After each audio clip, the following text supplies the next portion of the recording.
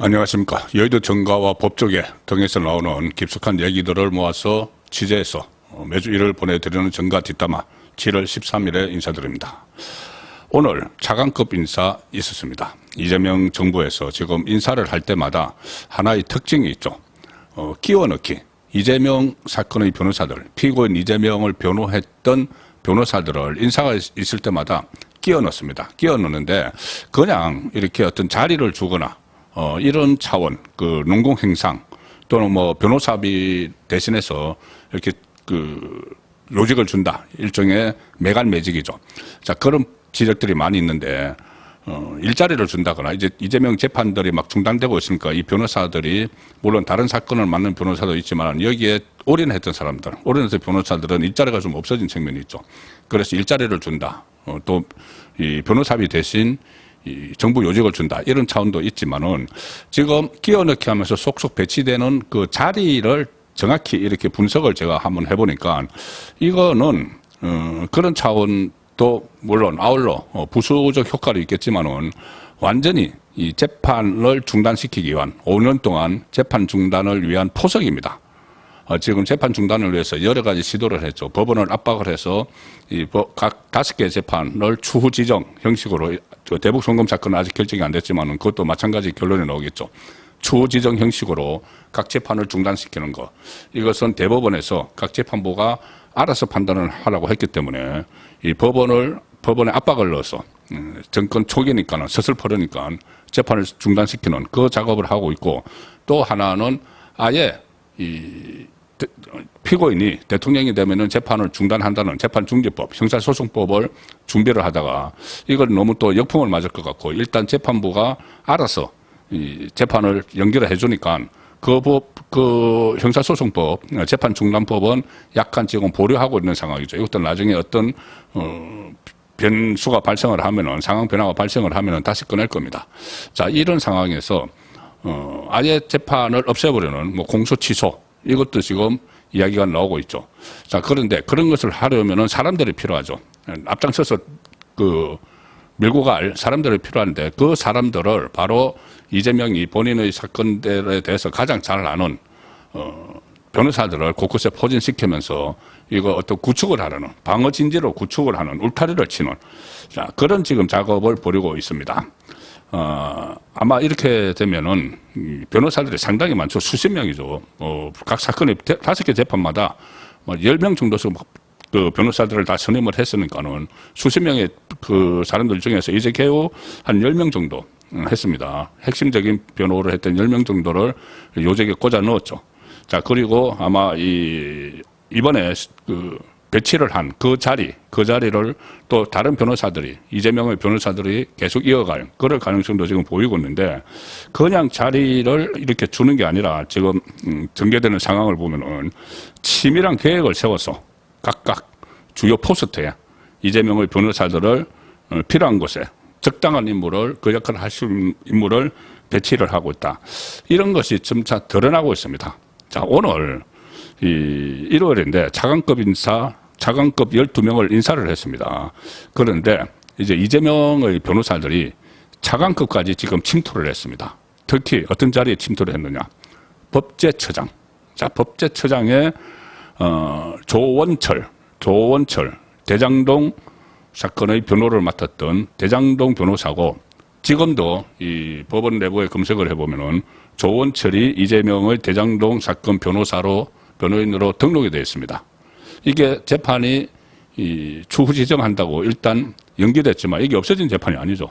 그러니까 그 사건 기록이 그대로 남아있고, 변호사들도 거기에 이름이 올려 있는데, 조원철은 대장동 변호사로 지금 딱 올려 있는 이 사람을 오늘, 국무총리 소속의 법제처장으로 임명을 했습니다.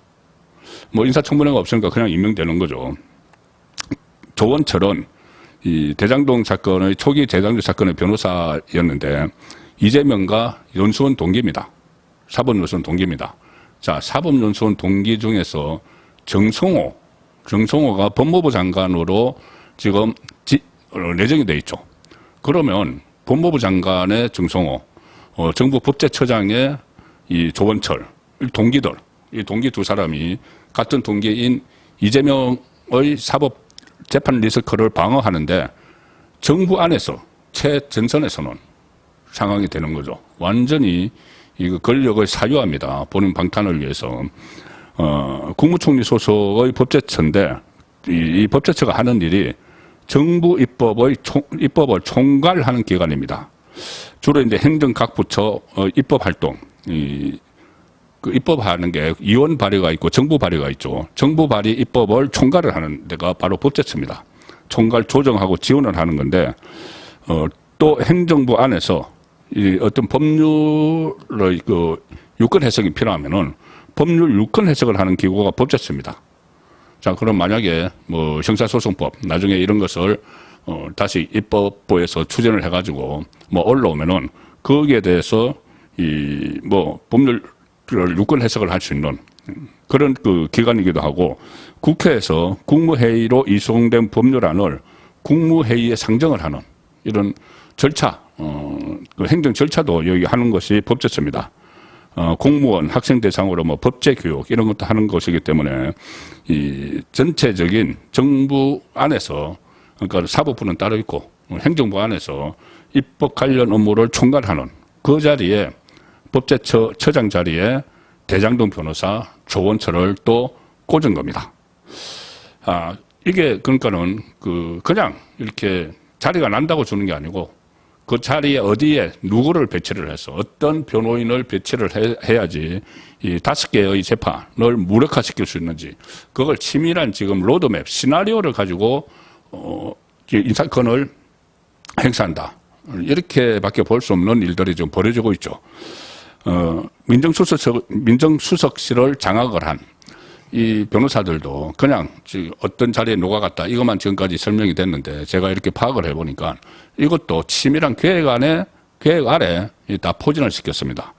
가령 이태형 변호사가 선거법을 비롯해서 거의 모든 재판을 변론을 했죠. 이태형. 그 변호사를 민정수석실의 민정비서관에 발탁을 했는데 민정비서관은 주로 법률 리스크, 대통령의 법률 리스크를 관리를 하는, 뭐 다른 업무도 있지만은 법률 리스크를 관리를 하는, 굳이 이재명이 아니고 그 전에 민정비서관들도 대통령과 관련된 법률 리스크를 관리를 하는 그런 임무를 맡고 있죠.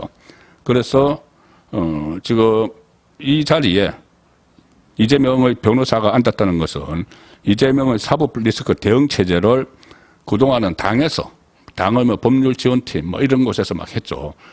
거기도 또 그 전에 이재명이 금배지를 나눠준 뭐 박균택이나 이런 사람들이 해왔는데 이 법률 리스크 대응 체제를 이 당에서 이제는 아예 대통령실로 옮겼다. 그렇게 파악을 할 수 있는 인사입니다. 그래서 이것이 이제 대통령실 주변으로 대응 체제를 재정비한 건데 이게 권력의 사유화죠. 당 대표일 때와 지금 완전히 다른 위치에 있는데 그 똑같은 자기 사법 리스크 방어를 위해서 그 자리에 본인의 변호사들을 앉혔다는 겁니다. 그리고 선거법 위반 사건을 변론을 했던 전치영은 공직기강 비서관이 됐는데 공직기강 비서관은 말 그대로 공직사회의 기강을 점검을 하고 인사검증을 합니다. 인사검증을 하는 자리에 이재명의 변호사를 앉혔다. 자, 그러면은, 뭔가, 인사검증을 하면서 정부에 대한 충성도, 이재명 정권에 대한 충성도, 이런 것들을 점검을 하는 그 자리에 앉힌 것이죠. 그리고 쌍방울 대북송금 사건 변론을 했던 이진형을 법무비서관으로 앉혔는데, 법무비서관 역시도 이 대통령의 법률 리스크를 좀 관리를 하는 그 역할도 민정비서관과 같이 그 기능도 수행을 합니다. 그래서 이 민정수석실에 3명의 비서관 또 1명의 선임행정관이 있죠. 조상호 대장동 사건 변호인 조상호를 선임행정관으로 민정수석실 안에 비서관들이 있고 민정수석 직할의 이 선임행정관으로 앉혔습니다. 여기서는 이제 이 사법 리스크를 방어하는 돌격대 역할을 하겠죠. 봉욱 민정수석이 있지만은 봉욱 민정수석 밑에 선임행정관입니다. 그래서 이 조상호 이 변호사가 그 자리에서 이재명의 사법 리스크를 방어하는 돌격대 역할을 해서 이 법원이나 이 검찰의 어떤 압력을 행사하는 그런 역할을 하라고 아마 이렇게 이 포진을 시킨 것 같습니다. 그리고 그 전에 헌법재판소에도 나중에 이제 헌법 84조 대통령의 이 불소추 특권이 진행 중인 재판에도 적용이 되느냐 안 되느냐 이것이 나중에 헌법재판소로 갈 가능성이 있으니까 이성엽 그 선거법 위반 사건 변호사를 이 헌법재판소로 이제 배치를 하려다가 그 공식 발표는 본인이 고사했다고 하는데 고사한 것이 아니라 만약에 이 헌법재판관으로 이성엽 변호사를 배치를 하면 인사청문회를 해야 되니까 그럼 인사청문회에서 왜 이재명의 변호사들이 이렇게 곳곳에 포진을 하는지 그게 하나의 쟁점이 돼버리겠죠. 쟁점이 되고 그러면 변호사비는 어떻게 받았느냐 이 문제부터 시작을 해서 이재명의 사법 리스크가 더 확산돼 버리기 때문에 아마 이것은 인사청문회가 있기 때문에 인사청문회가 없는 자리에 지금 조금 전에 말씀드린 조원철 법제처장도 차관급이라서 인사청문회를 안 하죠. 인사청문회가 없는 자리에 다 이렇게 배치를 시키는 겁니다. 민정수석실의 비서관들도 인사청문회 안 하죠. 그리고 이 법제처장도 안 하죠. 그리고 헌재도 그런데 이제 헌재는 헌법재판관은 인사청문회가 있기 때문에 그것이 무서워서 임명 강행을 못했다 이런 분석이 많습니다. 그리고 또 인사청문회 안 하는 핵심 요직 국정원 기조실장, 국정원 기조실장에도 바로 이 김희수 변호사. 김희수 변호사는 경기도 이재명이 이 도지사를 할 때 경기도 감사관을 했습니다. 감사관을 했고 그다음에 대북송금 변호사를 했는데 자 대북송금은 이재명이 경기도지사에 있을 때 일어난 일이죠. 그런데 그때 경기도에서 감사관을 했던 인물 그리고 그 인물이 대북송금 사건이 터지니까는 바로 그 변론을 했습니다. 그 변론을 한 인물을 국정원 기조실장 핵심적인 자리에 앉혔습니다. 대북송금 사건은 이 국정원과 상당한 밀접한 관련이 있죠. 그 재판을 할 때 국정원의 이 비공개 자료들도 그 재판에서 공개가 되기도 하고 비공개로 이렇게 그 확인하는 그런 절차도 거쳤고 지금도 여러 가지 1급 비밀에 상당하는 그런 자료들 이재명의 방북을 위해서 이 돈을 보냈다는 그 자료들이 국정원 안에 있을 겁니다. 그런데 거기에 접근할 수 있는 자리에 바로 대북송금 그 사건의 변호사를 앉혔다. 이것은 제가 말씀드린 대로 그냥 자리를 주는 게 아니라 치밀한 계획 안에 로드맵을 가지고 이렇게 자리에 사람들을 꽂고 있다. 그런 방정이 되는 것이죠. 그리고 그것뿐이 아니고 특히 대북송금 사건은 지금 그 배상윤 KH 회장이 3년 동안 해외 도피해서 귀국을 하고 나면은 뭔가 이제 상황 변화가 있을 수가 있습니다. 무슨 진술 여부에 따라서 이 사건 자체를 지금 없애버리려고 하는 그 대북송금은 이재명 경기도지사와 관련이 없다. 이런 인터뷰를 하고 나서 지금 입국을 하는 것이죠. 3년 동안 도피하다가 그래서 뭔가 말 맞추기가 있었을 텐데 어쨌든 입국을 해서 뭔가 진술을 하면은 여러 가지 대북송금 사건은 재판을 중단시키더라도 이게 새로운 논란이 될 수가 있습니다. 이화영이 지금 공범인 이화영이 감옥에서 계속 본인의 사면을 요구를 하는 사면을 안 해주면은 이 대북송금 사실을 이재명 경기도지사에게 보고를 했다는 그 진술을 다시 할 수 있는 그런 여러 가지 상황 변화가 있죠. 자, 그 상황 변화 가능성이 있는데 거기에 대비해서 국정원 기조실장에 또 대북송금 사건 변호사를 앉히는 그냥 이 자리를 나눠주는 게 아니고 치밀한 계획 안에 움직인다는 것을 알 수가 있습니다. 그리고 또 국정기획위원회 지금 대통령직 인수위 역할을 하는 거기도 한 사람을 배치를 해놨습니다. 특히 정치 행정분과에 이재명의 선거법을 변호를 했던 위대훈 변호사를 또 거기에도 배출을 해놨습니다. 이 정부 조직 틀을 짜는 그 조직 안에 이재명의 변호사를 딱 꽂아놓은 거죠. 여러 가지 이제 방탄을 설계를 하는 그런 역할을 맡은 것이 아닌가 그렇게 짐작을 할 수밖에 없는 것이죠. 아주 어떤 정교한 로드맵 하에 변호사들을 전진 배치를 하고 있습니다. 그 전에 밑자락을 깔았죠. 밑자락을 어떻게 깔았느냐. 국회에 이재명의 변호사 5명을 내보내서 배치를 그냥 달아줘가지고 주로 호남에 공천만 되면 당선되는 곳에 5명을 배치를 해서 그 사람들이 지금은 여당 안에서 그 이재명 수호대를 만들어서 무슨 뭐 TF 뭐 조작 검찰이 뭐 수사를 조작했다 이런 TF 단장을 맡고 제1선에 나가서 싸우고 있죠. 이재명을 위해서. 이 5명 중에서는 검사장, 고검장까지 지낸 사람들이 있는데 이 사람들이 앞장서서 자기가 몸담았던 검찰 조직이 모든 사건을 조작하는 그런 기관이라고 지금 매도를 하는 그런 일까지 지금 벌어지고 있습니다. 박균택, 이건태, 김기표, 김동아, 양부남 이런 사람들이죠. 자, 그리고 대기조도 있습니다. 대기조. 앞으로 이제 인사가 몇 개 더 있을 텐데, 그럼 거기에 또 들어갈 사람들, 대기조도 지금 그 이름들이 여의도 정가에 나돌고 있습니다. 아직 자리를 안 받았지만은 이재명의 변호사 중에서 반드시 앞으로 인사해서 또 들어갈 사람들. 이 선거법 위반 사건 변호했던 강찬우, 대북송금 사건 변호사 김종건, 선거법 사건 차지훈, 또 선거법 사건 나성철 이런 사람들도 곧 한 자리에 차지할 거다. 그리고 이성엽도 본인이 인사청문회 하는 데는 안 들어갔지만은 그 헌법재판관으로는 다른 자리는 갈 수가 있는 것이죠.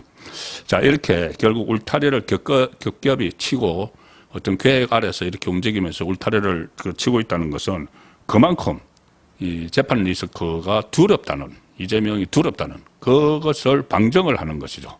그래서 변호사들을 속속 농공행상을 하듯이 이렇게 전진 배치를 하는데 그것이 큰 그림에 의해서 실시가 되고 있다는 겁니다.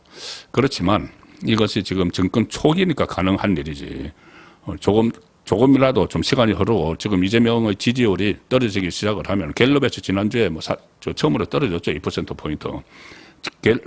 지지율이 떨어지고 힘이 빠지면은 이런 문제들, 이렇게 사유화한, 권력을 사유화한 이 부분이 바로 부메랑이 돼서 오히려 이재명을 강탈을 해서, 이재명 정권을 강탈을 해서 재판을 더 빨리 속행시키는 그런 상황이 올 가능성도 상당히 높습니다. 지금 본인이 워낙 재판 속개 가능성이 있다고 판단을 해서 이런저런 장치를 하고 인사권을 사유화하는 이런 그 행태를 보이고 있지만 이게 제대로 성공할지는 계속 지켜봐야 될 문제입니다. 정가 뒷담화였습니다.